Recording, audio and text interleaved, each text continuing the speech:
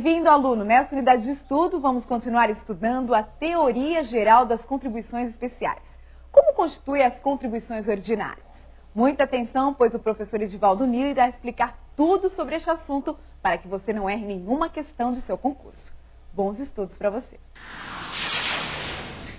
Vamos nessa. Perceba o que estávamos falando na unidade de ensino anterior. Perceba o seguinte. A lei ordinária pode criar a contribuição social, a CID ou a contribuição corporativa. Você viu comigo que apenas lei complementar para a criação só é exigida em 4 hipóteses.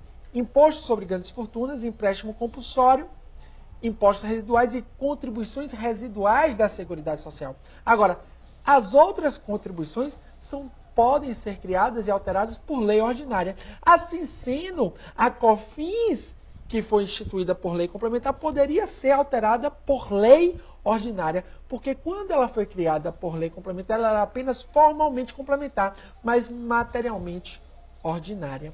Dito isso, meus amigos, vamos ver aqui uma questão de concurso público sobre o tema. A ESAF, aí no concurso para auditor fiscal da Receita Federal, cobrou o seguinte enunciado. Segundo a Constituição Federal, a exigência de lei complementar para a instituição de contribuição de intervenção do domínio econômico. Falso. Não é necessário lei complementar. Pode ser lei ordinária. Vejamos outras questões. Para a instituição de contribuições ordinárias nominadas de Seguridade Social, quais sejam as já previstas no inciso 1 a 4 do artigo 195 da Constituição, basta a via legislativa da lei ordinária, consoante quer dizer de acordo segundo o entendimento pacificado do STF. Verdadeiríssimo.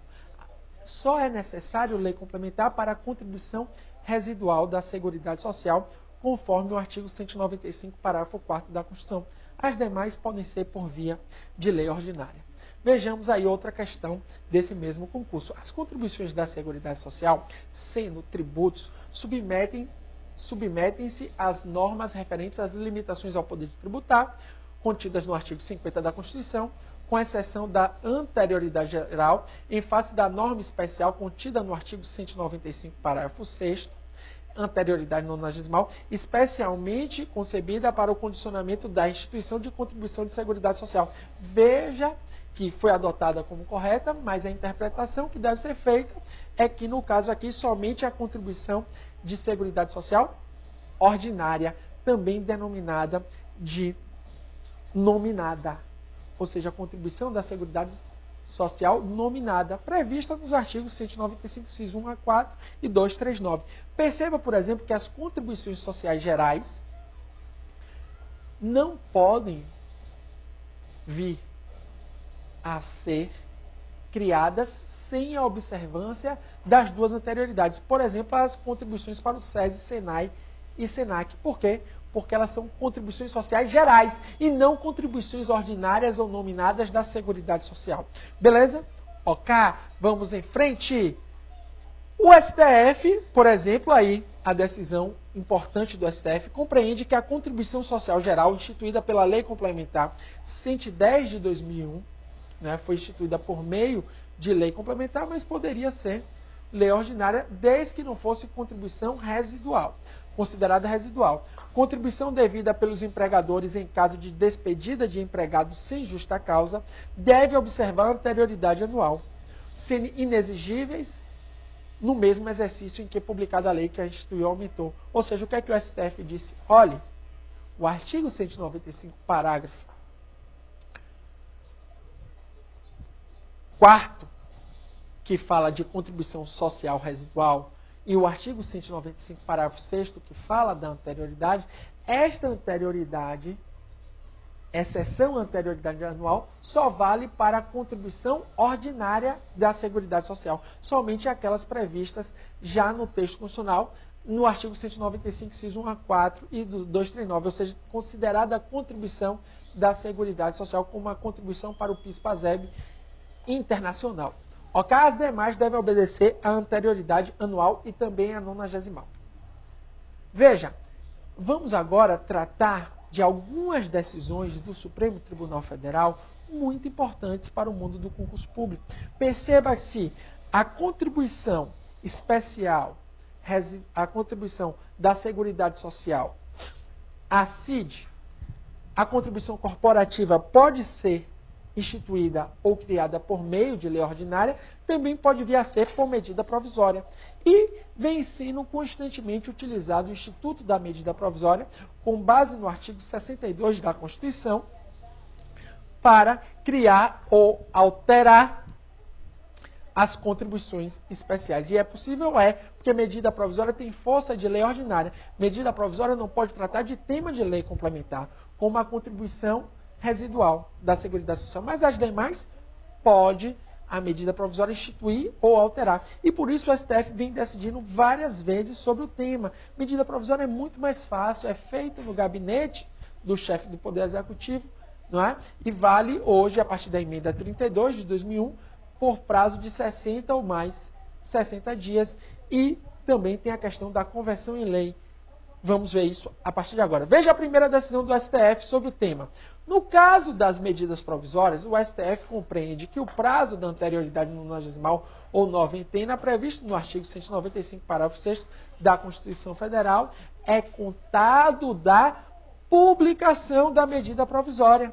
Ou seja, é contado da edição da medida provisória. Começa a ser contado da publicação e edição da medida provisória que instituiu ou majorou contribuição, e não da publicação da lei que resultou de sua conversão.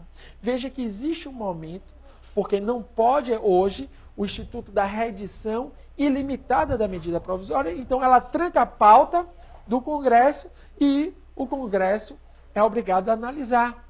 E se houver a conversão em lei, veja que o momento para se contar, em regra, a anterioridade não é da conversão em lei, e sim da publicação da medida provisória. Agora, se no momento da conversão em lei houve uma alteração substancial da contribuição, houve uma alteração naquele modelo que veio do gabinete do chefe do Poder Executivo, aí vai ser o todavia, vai ser o porém. Aí vamos contar do momento da conversão, anterioridade.